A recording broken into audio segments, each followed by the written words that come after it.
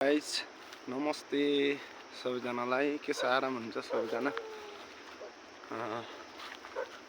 आज दसैँको एकादशी है, आज एकादशी। पानी ठुलो आउँछ भने पानी परेको छैन, दिनभरि घाम लाग्यो। अहिले चाहिँ पानी आउला जस्तो गरी त्यहाँ पानी आएन। यसो बाहिर निक्लेको घुम्नको लागि। यहाँबाट तपाईहरु देख्न सक्नुहुन्छ पारीको गाउँ गौसरा। यो खोला देख्नु त म्याग्दी पर्छ हैन, यो चाहिँ गौसरा पर्यो, त्यो चाहिँ भकुण्डे, अनि त्यो चाहिँ फापरखेत पर्छ। त्यसलाई चाहिँ तपाईहरुले यो देखिरहेको गाउँ चाहिँ फापरखेत पर्छ है। घुम्दै हो के गर्ने, यहाँ बाटो खत्तम छ। फेरि जंगल जस्तो छैन, जो सिन चाहिँ राम्रो देखिरहेको छ। पानी आज ठुलो पानी आउँछ भनेको खोइ त पानी नै आएन।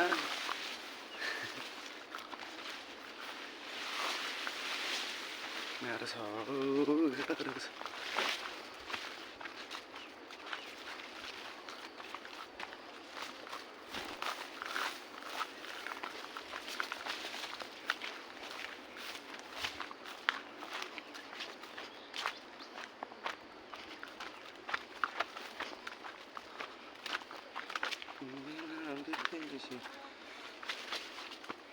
अनि तपाईहरुको दसैँ चाहिँ कस्तो भयो है? मेरो चाहिँ एकदमै रमाइलो भयो दसैँ चाहिँ है।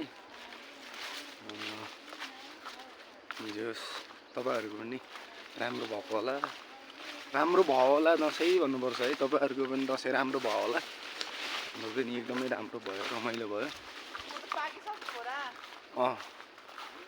कोदो पाकेर नि काटिसक्यो कोदो।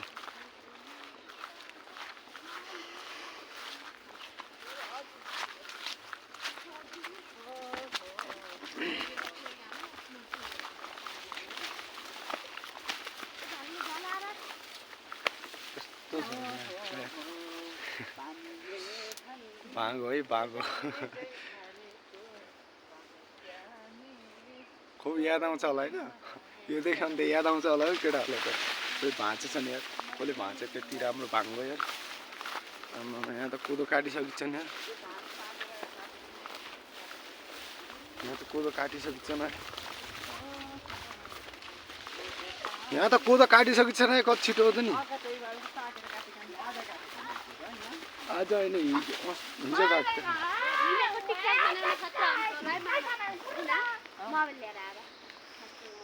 ए कहाँ हिँडेको त? मैले हाई भन्दै न, हाई भन्दै, हाई भन्दै न। हाई ल्याउनु का? हाई अघि त अर्कै आयो त, रोकिनु। हाई गाइज, त्यही छ त नि ब्लग। हामी चाहिँ के अरे के माइक चाम्रे, के माइक चाम्रे? हामी वनमा जङ्गलमा के अरे दाउरा खोज्न आएका छौँ गाइज। हेर्नुहोस्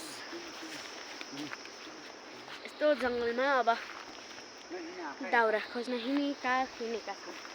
अब दाउरा खोज्न हाम्रो ब्लगर मामा, हाम्रो डान्सर मामा गाइजहरू हेर्नुहोस्। अब के गरेर देखाउनु मिल्दैन। रोकिनु, म अगाडि जान्छु अनि हजुर नाचेको देखिन्छ। पोस्ट जान्छ मिलाएर भन्नु है मामा। यस्तरी हिँड्छौँ हामी गाइज, हेर्न सक्नुहुन्छ।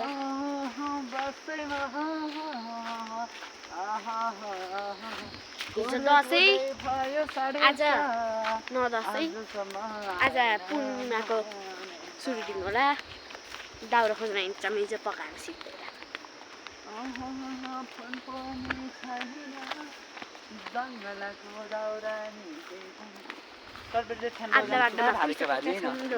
मामाको हातमा हस्तान्तरण।